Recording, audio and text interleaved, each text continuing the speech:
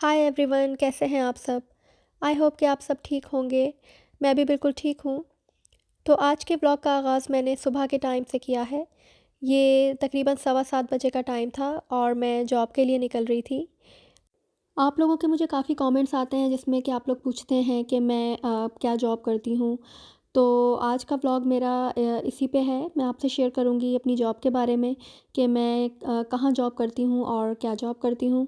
इसके अलावा भी आप लोगों के कमेंट्स में ज़्यादातर जो क्वेश्चंस होते हैं वो यहाँ की रिहाइश के बारे में होते हैं कनाडा की, कि यहाँ पे किराए वगैरह कितने हैं, घर कैसे होते हैं।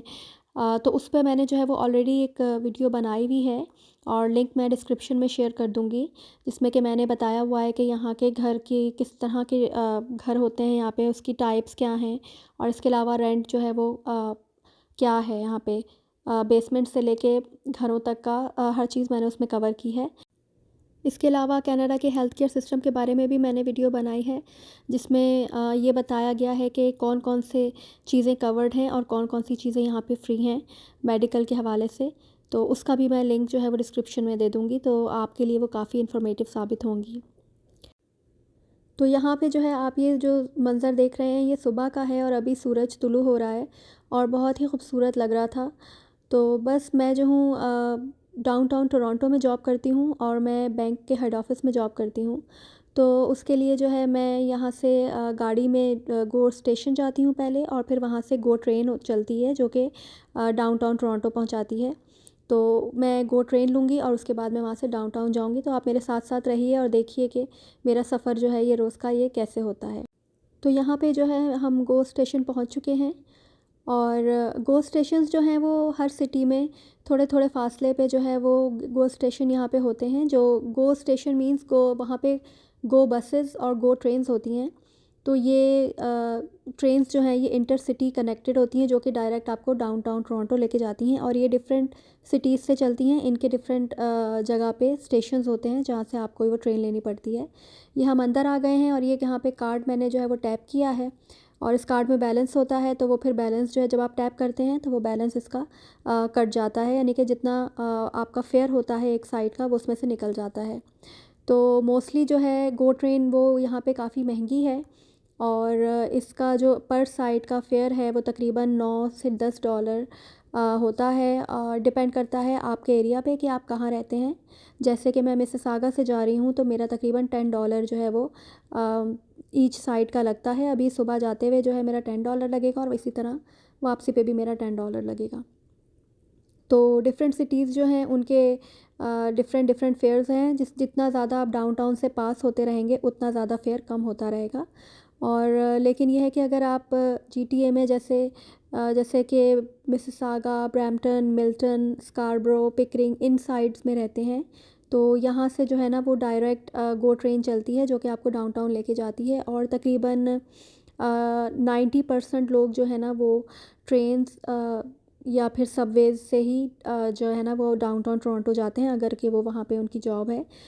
तो टोरंटो का जो डाउनटाउन है वो यहाँ का फाइनेंशियल हब है और जितने भी बड़े-बड़े फाइनेंशियल इंस्टीट्यूशंस हैं, बैंक्स हैं, कंपनीज़ हैं, उन सब के हेड ऑफ़िसेज़ वहीं डाउनटाउन टोरंटो में हैं, जिसकी वजह से वहाँ पे बहुत ज़्यादा रश होता है क्योंकि वहाँ बहुत ज़्यादा बिज़ी है। डाउनटाउन जो है वहाँ पे बहुत ज़्यादा ऑफ़िसेज़ हैं, वहाँ पे जो है वो बहुत ज़्यादा रश रहता है, पार्किंग का इश्यू होता है और वहाँ पे अगर आप गाड़ी लेके जाते हैं तो पार्किंग वहाँ पे काफ़ी महंगी पड़ती है। पर डे की पार्किंग तकरीबन $20 से स्टार्ट होती है और 30-35 पर डे जो है वो उसके चार्जेस हो सकते हैं। इसके अलावा हाईवेज़ भी जो हैं वो मॉर्निंग में बहुत ज़्यादा बिज़ी होती हैं। ट्रैफ़िक वगैरह काफ़ी ज़्यादा स्लो होता है हाईवेज़ पे, तो जिसकी वजह से भी लोग प्रेफ़र करते हैं कि वो ड्राइव ना करें क्योंकि वहाँ पे फिर उनको पार्किंग के भी पैसे देने पड़ेंगे, फ्यूल भी अलग लगेगा और इसके अलावा टाइम जो है वो अलग वेस्ट होगा। तो यहाँ हम डाउनटाउन पहुँच चुके हैं और यहाँ ये जो स्टेशन है इसको यूनियन स्टेशन कहा जाता है। तो यहाँ पे ट्रेन ये यूनियन स्टेशन पे पहुँच चुकी थी और सब लोग जो है वो ट्रेन से उतर रहे हैं और यहाँ से जो है वो थोड़ी-सी वॉक है तकरीबन। यहाँ से निकलते ही वो ऑफ़िसेज़ शुरू हो जाते हैं और वो डिपेंड करता है कि कौन कहाँ पे जॉब करता है, उस हिसाब से अगर थोड़ा दूर है तो यहाँ से सबवेज़ भी चलती हैं, तो लोग जो है वो एक स्टेशन से ही ट्रेन से उतर के और फिर सबवे ले लेते हैं अपने ऑफ़िस तक पहुंचने के लिए। और काफ़ी सारे लोग जो हैं वो वॉक करना ही प्रेफ़र्स करते हैं, तो इसीलिए यहाँ पे बहुत ज़्यादा रश रहता है हर वक्त। यहाँ पे गहमा-गहमी और बहुत ही डिफरेंट एक अच्छा-सा माहौल बना होता है। सुबह और शाम को सब लोग अपने-अपने ऑफ़िसेज़ की तरफ रवां-दवां होते हैं। तो ये जो आप बिल्डिंग्स देख रहे हैं, ये सारे जो हैं वो डिफरेंट बैंक्स के हेड ऑफ़िसेज़ हैं। और आप इससे अंदाज़ा लगाइए कि कितनी बड़ी-बड़ी ये बिल्डिंग्स हैं, तो इसमें कितने ऑफ़िसेज़ होंगे और कितनी जॉब्स होंगी।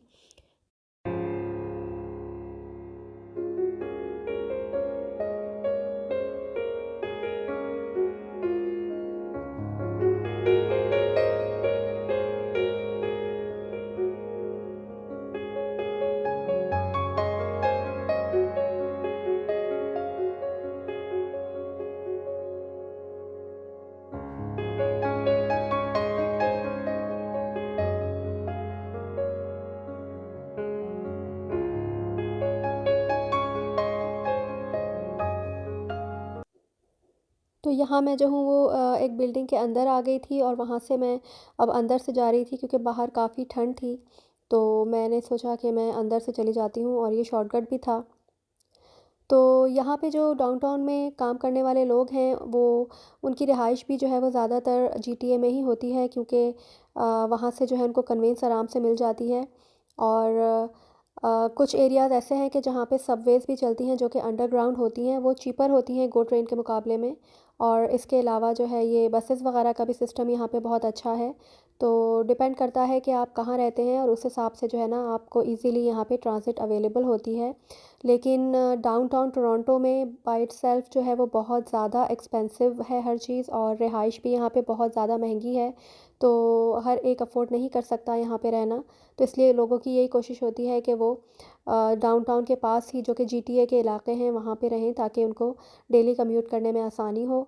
और इसके अलावा ये कि अब जो है वो कोविड जब से शुरू हुआ है उसके बाद तो काफ़ी जो है वो जॉब्स हाइब्रिड हो गई हैं, यानी कि वर्क फ्रॉम होम अलाउ कर दिया गया है। तो ज़्यादातर लोगों का यही है कि हफ़्ते में 1 या 2 दिन जाना होता है और बाकी दिन वो घर से काम करते हैं। तो यहाँ पे जो है अब शाम हो चुकी है और मैं वापस जा रही थी। तो यही जो है वो जगह-जगह कितनी खूबसूरत डेकोरेशंस हुई हुई हैं, जो बिल्डिंग्स के अंदर हर जो ऑफ़िसेज़ की बिल्डिंग्स हैं उन्होंने अपनी-अपनी बिल्डिंग्स को क्रिसमस के हिसाब से जो है वो बहुत ब्यूटीफुली डेकोरेट किया हुआ है। तो यहाँ पे जॉब हासिल करने का जो मेन तरीक़ाकार है वो यही है कि आपको ऑनलाइन अप्लाई करना पड़ता है। और आप जो है वो हर बैंक की वेबसाइट पे जाके और हर कंपनी की वेबसाइट पे जाके उनकी जॉब्स जो है वो सर्च कर सकते हैं, और जो जॉब्स आपकी क्वालिफ़िकेशन के हिसाब से मैच करती है तो उसके लिए आप उसको ऑनलाइन अप्लाई कर सकते हैं। इसके अलावा यहाँ स्टाफिंग एजेंसीज़ या एम्प्लॉयमेंट एजेंसीज़ भी होती हैं। तो जो ज़्यादातर जो नए आने वाले हैं या कि जो नए इस फ़ील्ड में एंटर होते हैं, वो जो है वो थ्रू स्टाफिंग एजेंसीज़ ही आते हैं। उसका तरीका ये होता है कि आप वहाँ पे आपको अपने आप को रजिस्टर करवाना होता है। तो कुछ एजेंसीज़ जो हैं वो ऑनलाइन ही रजिस्टर कर देती हैं और कुछ के लिए आपको इन पर्सन जाना होता है। बेहतर यही होता है कि आप इन पर्सन चले जाएँ उनके ऑफ़िसेज़ में, उन स्टाफिंग एजेंसीज़ के ऑफ़िसेज़ में, और वहाँ पे जाके अपने आप को रजिस्टर करवाएँ। वो टेस्ट वगैरह लेते हैं आपकी, चेक करते हैं बेसिक नॉलेज वगैरह, जैसे कि एमएस वर्ड, एक्सेल, एक्सेस, इस तरह की जो है वो टेस्ट लेते हैं और उसके बाद वो आपको रजिस्टर कर लेते हैं। और फिर उसके बाद उनके पास जो है वो जॉब्स आती रहती हैं, और आपके रिज्यूमे के हिसाब से जो जॉब आपको मैच करती है वो फिर आपको वो जॉब्स भेजते हैं, और उसके बाद आपका जो है वो एम्प्लॉयर से इंटरव्यू वगैरह होता है। लेकिन उसमें ये होता है कि आप डायरेक्ट एम्प्लॉयर के साथ हायर नहीं होते हैं, बल्कि आप उन एजेंसीज़ के एम्प्लॉय होते हैं। लेकिन ये होता है कि जब आप वहाँ पे काम करते हैं, सपोज़ आपको किसी बैंक में जॉब मिली है, तो आप वहाँ पे बैंक में जब आप काम करते हैं तो उसके बाद आपको वहाँ अपॉर्चुनिटीज़ मिल सकती हैं और आपकी वहाँ पे डायरेक्ट हायरिंग भी हो सकती है। क्योंकि जब आपका एक्सपीरियंस हो जाता है वहाँ पे, तो सम टाइम जब वहाँ पे इंटरनल जॉब्स निकलती हैं तो वो डायरेक्ट जो है वो हायर आपको कर लेते हैं। तो ये जो है सबसे बेस्ट तरीका है, और इसी तरह से ज़्यादातर लोग जो है ना वो इस फ़ील्ड को जॉइन करते हैं। तो ये यूनियन स्टेशन है जहाँ से मैं वापस अब ट्रेन लेने के लिए जा रही हूँ। और ये देखें सब लोग जो हैं वो अपने अपने जो है वो कामों से वापस जा रहे हैं अपने घर को। और यहाँ पे जो है अंदर इन्होंने एक मॉल की तरह भी बनाया हुआ है। इसके अलावा यहाँ से ही अगर सबवे लेनी है किसी ने तो वो सबवे ले लेगा। और सबवे जो है वो अंडरग्राउंड चलती हैं और जो गो ट्रेन्स हैं वो अबव द ग्राउंड चलती हैं। लेकिन जैसे अगर आप मिसिसागा, ब्रैम्पटन, मिल्टन इन एरियाज़ में रहते हैं तो वहाँ पे सबवे नहीं होती है, वहाँ पे ये गो ट्रेन्स होती हैं और इनके ही स्टेशंस जगह जगह बने होते हैं। तो बस आप इन ट्रेन्स में बैठ के वहाँ तक पहुँचते हैं अपने स्टेशन तक। और उसके बाद आप वहाँ से अपनी अगर आपके पास गाड़ी है तो आपने वहाँ गाड़ी पार्क की हुई होती है। और अगर गाड़ी नहीं है तो बहुत सारे लोग वहाँ से फिर बसेस ले लेते हैं। वहाँ पे इंटरसिटी जो बसेस हैं वो भी चलती हैं, तो फिर वहाँ से वो इजीली अपने एरिया की बस ले सकते हैं। तो यहाँ पे हम जो हैं वो वापस स्टेशन पहुँच चुके थे और सब लोग बाहर आके अपनी अपनी गाड़ियों की तरफ जा रहे थे। तो इस वक्त तकरीबन 5:30 पौने 6 बजे का टाइम हो रहा था, लेकिन ऐसा लग रहा था कि पता नहीं कितनी रात हो गई है, क्योंकि यहाँ पे जो है वो बहुत जल्दी रात हो जाती है। तकरीबन पौने 5 बजे से अंधेरा हो जाता है और फिर एकदम ऐसा लगता है जैसे कि बहुत ज़्यादा रात हो गई है, जबकि टाइम इतना नहीं हुआ होता है।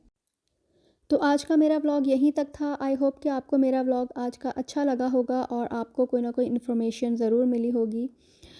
इसके अलावा मैंने जो है वो उन जॉब्स पे भी वीडियो बनाई है जो कि हाईएस्ट पेइंग जॉब्स हैं, और अगर आपकी क्वालिफ़िकेशन इतनी ज़्यादा नहीं है तो आप उन जॉब्स के लिए भी ट्राई कर सकते हैं। उसमें आपको किसी डिग्री की ज़रूरत नहीं पड़ेगी, आपको सर्टिफिकेशन और एक छोटे मोटे कोर्सेज़ करने होंगे और उसके बाद आप इजीली वो जॉब्स भी ले सकते हैं। उसकी भी मैं डिस्क्रिप्शन में लिंक शेयर कर दूँगी।